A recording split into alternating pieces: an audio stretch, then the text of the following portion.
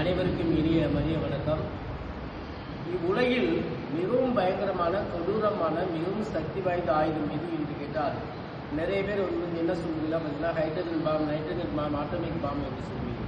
ஆனால் உண்மையிலே உலகில் மிகவும் கொடூரமான, மிகவும் சக்தி வாய்ந்த, மிகவும் வலிமை வாய்ந்த ஒரு ஆயுதம் என்றால் அது அன்பு.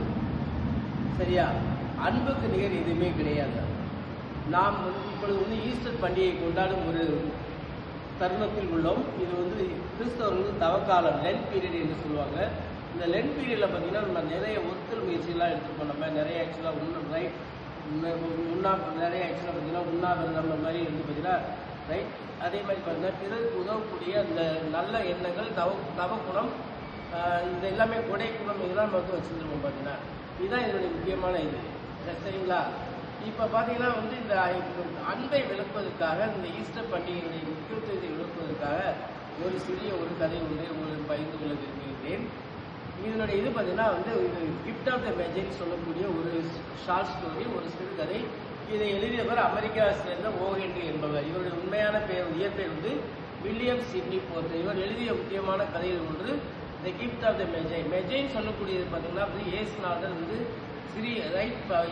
ஒரு இன்ஃபன்ட் ஜீசஸாக இருக்கும் பொழுது அவர் ஒரு மாட்டுத் தொழுவத்தில் இருந்தார். அவரை தரிசனம் செய்வதற்காக கிழக்கு திசையில் வந்த 3 ராஜாக்கள் தான் மெஜை என்று சொல்லுவாங்க. இங்கே பார்த்தீங்கன்னா கதையினுடைய நாயகனுடைய பேர் ஜிம், மனைவியின் பேர் டெல்லா. இவங்க 2 பேரும் பார்த்தீங்கன்னா மிகவும் வயதான தம்பதிகள். ஆனால் ஒருத்தர் விட்டு கொடுக்க மாட்டாங்க. மிகவும் அன்புள்ள தம்பதிகள். ஒரு நாள் என்னன்னா பார்த்தீங்கன்னா அதுதான் கிறிஸ்மஸ் பண்டிகை நெருங்கிட்டு இருக்கும் பொழுது டெல்லா பார்த்தீங்கன்னா தன் கணவனுக்கு ஒரு கிஃப்ட், சர்ப்ரைஸாக ஒரு கிஃப்ட் கொடுக்கணும்னு நினைக்கிறான். ஏன்னா இவன் பார்த்தீங்கன்னா இவனுடைய போட்டக்கூடிய பார்த்தீங்கன்னா இந்த கோல்டு ஸ்ட்ராப் இருக்கு பார்த்தீங்கன்னா. ஆனால் பார்த்தீங்கன்னா டயல் இருக்காது, வாட்ச் டயல் இருக்காது. அதனால் என்ன பண்ணுறான், ஒரு வாட்ச் செயின் இல்லாத ஒரு வாட்ச் வாங்கணும்னு சொல்லி நினைக்கிறான். ரைட். இவனுக்கு அழகிய கூந்தல், கையில் 5 பைசா கிடையாது, எப்படி வாங்க தெரியாமல் என்ன பண்ணுறா, மார்க்கெட்டுக்கு போனமே கூந்தலை பார்த்து அங்கே ஹேர் ட்ரெஸ்ஸர் என்ன பண்ணுறா, உன்னுடைய கூந்தல் $50 போகும், நீங்கள் என்ன கொடுக்குறியான்னு சொல்கிறான். தன்னுடைய கூந்தலை விற்று என்ன பண்ணுறா, இவனுக்கு ஒரு கோல்டன் ஸ்ட்ராப் ஒன்று வாங்கிட்டான். வாங்கிட்டு என்ன பண்ணுறா, தூக்கி கிளம்பி வரும்போது தலையில் ஜிம் பார்க்கக்கூடாதுங்கிறதுக்காக ஒரு ஆக்சுவலாக ஒரு முக்கால் ஒன்று போட்டுட்டு வரலாம்.